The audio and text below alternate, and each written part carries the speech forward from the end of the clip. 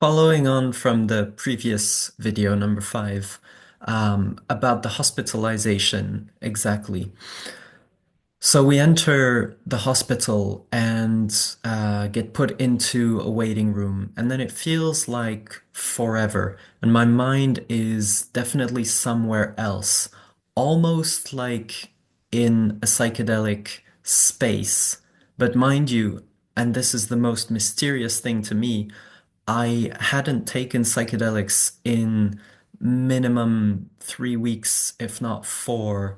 And I had taken lots of psychedelics in the previous 6 months without having an issue with them. Now, of course, it can always be an accumulation effect, but I have enough experience with them to kind of separate and intuitively know that they were not necessarily a root cause, but my mind was in that kind of space for some reason.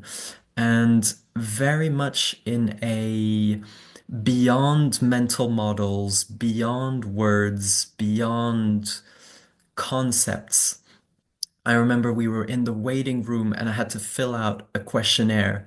And questionnaire asks these really dumb questions. I mean, not dumb, but really necessary, important questions, just for paperwork purposes, like what's your name, what's your sex, and other things like profession, blah, blah, blah. And I was writing answers that to a rational mind would make no sense. Like maybe to sex, I would write it depends or it doesn't matter. Or I would ask another question like in terms of what or what do you mean? Like, and in a different kind of headspace, those answers made sense, of course, because they're the answers that came out, and I do stand by them. In fact, I'd really love to see that questionnaire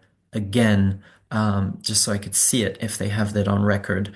But I remember answering as if these conceptual questions didn't really matter. I was in a very, at the same time, spiritual headspace, and at the same time, very scientific, kind of mathematical headspace, but very theoretical, not very grounded, more in the sense of like, um, thinking about what is beyond perception, thinking about what is beyond ordinary reality. And so I remember then being assessed. I don't even remember parting ways with my girlfriend, but I remember from the time of being assessed, then I kind of had to go with the flow of the medical staff. And then I was put into a room in the ICU, intensive care unit. And actually, I had no idea why. I was kind of like, well, maybe this is another stage of the assessment or waiting, or I don't know if I was really given the information about what was going on and why, but I certainly did not perceive the answers to those questions. And I was in a room with a bathroom in there, and it's a very simple medicalized room. Um, by I forget if it was the first day or the second day, I got so angry for being locked up in that place and not having places to go and not knowing why. And so I burst out in a rage. I threw my phone on the ground or something. I think I broke it or I took out the battery and I threw the battery out the window. So I became communication less and I was in, yeah, definitely in a manic, psychotic state at that point. If I had not been before. Because before I was still in a space of being able to observe my thoughts. I was able to see what I was seeing, and in that, after a day, I was not.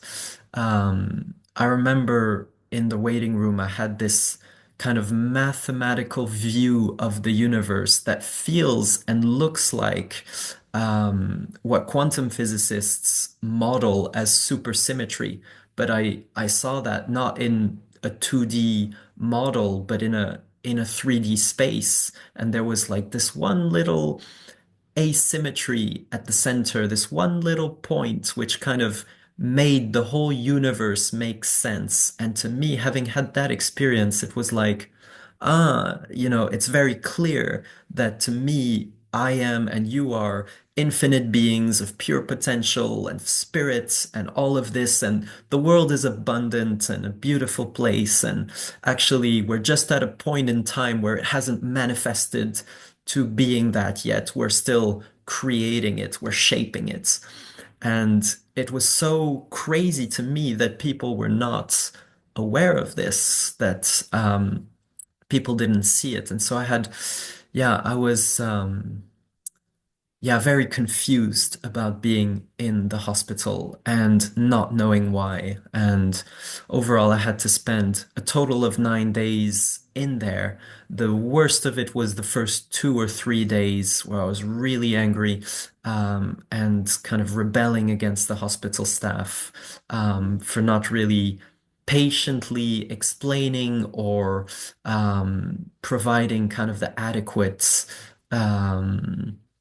care, if I may. I was left alone a lot of the time, without knowing why. I think this was one of the things that bugged me the most. Um, I'm gonna try to keep the videos not crazy long, and I'll continue in another one.